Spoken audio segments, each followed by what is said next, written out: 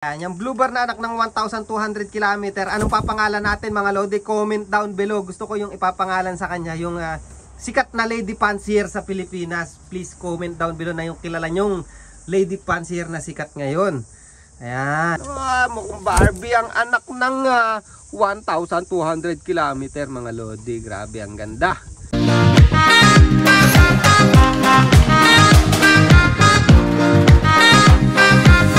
So yan mga kalapatids, nakita nyo na naman yung pagmumukha ko. Yan. So for today's video, yan, tingnan nyo yung mga ibon natin. Parang hindi nagsisikain yung mga kamay ko. Yung kamay ko pala. Ayan. Ayan, tingnan nyo mga lodi oh. Ayan. Gutom na gutom. Pero nagsikain na yan kanina mga lodi. Jeta na kasi sila ngayon mga lodi. Pag sprint race, dapat ang sikreto. Ayan, alam nyo na. Sikreto yan oh. Ayan oh. Ayan oh. Ayan ang sikreto pag sprint race. Tingnan natin kung gagana sa first race natin sa Sabado mga lodi. Yan. So Biyernes basketing na. Yan ang nakakatuwa mga lodi. Tingnan niyo yung mga pampukpukan natin dito. Napakaganda na. Ang kikinis na nung 8 mga lodi. Yung 6 na breed natin, saka yung breed ni Brainslope na isa. At saka yung kulay yellow. Tingnan niyo ha. Ayan, napakaganda na ni ito si Sexy Tari mga lodi. Ayan oh. Ayan. Si Sexy Tari mga lodi. Napakaganda na ni Sexy Tari. Tingnan natin kung mabilis din to sa ano natin, pang ilang kaya siya sa ano, sa unang race mga lodi. Yung kapatid niya, yung red checker oh. Pero inaasahan ko rin dyan yung hen na anak ng 1,200 km mga lodi. Nasa na ba yun? Hindi yan. Ayan, anak din yun eh. Pero second clutch yun, din natin nililipad. Nasa na yung hen? Nasa na ba yung hen? Yung malaking hen yun eh. Kaya nakita ko na mga lodi, gumanda na yung hen na to, itong anak ng 1,200 km. Ito yung kapatid niya, yung cock. Pero ito pala yung hen na hinahanap natin na mabilis din mga lodi. Yan, papanikin natin, papanikin natin. Ayan. Ayan siya, yung blue bar na yun mga lodi. Yan, ayun, yun. Yan, napakaganda ng anak ng 1,200 km. Ayan yung mga laging kasabayan ni Sexy Tari na umuuwi ng mabilis mga lodi. Tingnan natin sa race kung mabilis ba tong anak ng 1,200 km na to mga lodi. So meron pang kapatid to, third clutch o fourth clutch. Third clutch mga lodi. Yung nanay nila may anak, pakita ko sa inyo bagong pisa, pero baka gawin na lang nating stock bird yun. Yan, dahil ang gaganda ng inanak ng 1,200 km. Ayan mga lodi oh. Solid yang hen na yan mga lodi. Ayan, napakaganda. Ayan, oh. Ayan ang solid na anak ng 1,200 km. Solid mga lodi, consistent bird. Tingnan natin sa race, sa unang race. Ayan. Ayan ang inaasahan kong hen eh. Itong kak, ito medyo ano rin to. Ayan, yan ang gusto ko rin, oh. Yan kak, pero ito hen. Malaking hen mga lodi, mana sa tatay, malaki. Yan, kamukha ni Lotlot natin na ano, no, na winner nating federation, no. So pakita ko sa inyo yung mga kapatid nito, mga lodi. Bagong pisa. Yan. Tibay mga lodi, bago no. Ano na, simula nung nagbihis na nung nagmolt.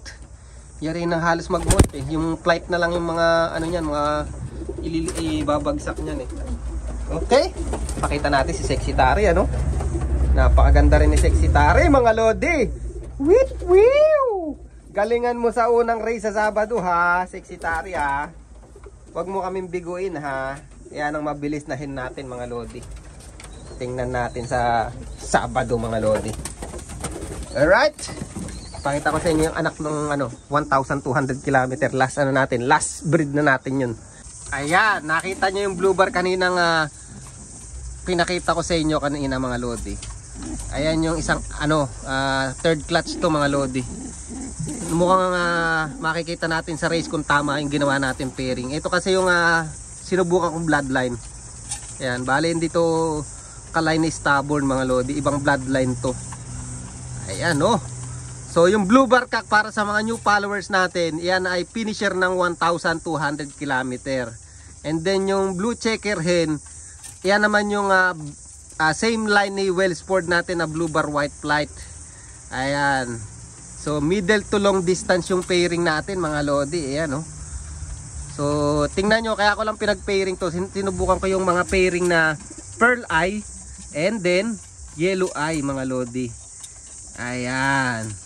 Mukhang hindi ako magaling sa eye sign. Hindi ako masyadong naniniwala sa eye sign. Pero nire-respeto ko yung naniniwala sa eye sign. Kasi ayun yung mga theory mga lodi. Pero ayan, meron tayong third class. Ayan Ayan binaklas ko na to nung nakaraan kaya lang ang lakas mag-itlog na itong babae. Grabe na nagulat ako. Basta pag tinapon ko yung itlog niya, mag-iitlog na naman siya ulit. Yan, manyakis tong itong kak Ayun tingnan nyo naman yung kak mga lodi. Tingnan nyo pumorma yung kak. Apaka-pogi nung finisher ng 1,200 km mga lodi. Astig Ayan. So ito yung third clutch. Ayan, baka stock bird na lang natin to. Or baka malay mo, ma-erase pa natin to. Pwede pa to sa old bird season mga lodi. Tingnan nga natin, medyo salbahe lang tong itong nanay Ayan, solid Ayan, nag-stock na ako nito. Ayan, naisipan ko ng last breed na to. Bali last last breed na natin to for the season mga lodi. Stop na ako kasi molting na yung ibon. Ang papangit na ng iba kaya molting season na rito. So ipapahinga na natin sila. Tapos meron pa tayong pahabol. Ayan. Mukhang Barbie ang anak ng 1,200 km mga lodi. Grabe, ang ganda. Ayan, tingnan nyo yung hen. Dati hindi ko masyadong pinapansin tong hen na to. Pero putya, ang ganda palang magbuga. Ayan, tingnan nyo yung anak na first clutch natin. And then yung may second clutch doon na hen. Ang ganda rin mga lodi. Ayan, nung nagbihis na nagulat ako, sobrang ganda pala mag-anak nito. So ayan yung aasahan natin sa young bird season, yung anak nitong pairing na to mga lodi. Sa Sabado tingnan natin mga lodi kung gaano kabalis yung yung 31489 sa kanyang 3147. Lalagyan na natin mga pangalan yung mga ibon natin mga lodi. Ayan mga lodi, siya nga pala. Dahil magre-race na, gusto ko may mga pangalan yung ibon natin dating ginagawa natin katulad sila Batang Quiapo. So, ito nga tong red checker. Yan. Red checker na yan, anak ni Stubborn. Ang pangalan niyan, Sexy Tari. So, itong blue bar naman na to, yan. Ayan, yung blue bar na anak ng 1,200 km. Anong papangalan natin mga lodi? Comment down below. Gusto ko yung ipapangalan sa kanya, yung sikat na lady fancier sa Pilipinas. Please comment down below na yung kilala nyong lady fancier na sikat ngayon. Ayan, siya yung ipapangalan natin sa kanya, yung sikat na lady fancier, kahit na hindi vlogger o vlogger siya, yung sikat na lady fancier, para may kasama naman si Sexy Tari natin. Okay, so comment down below.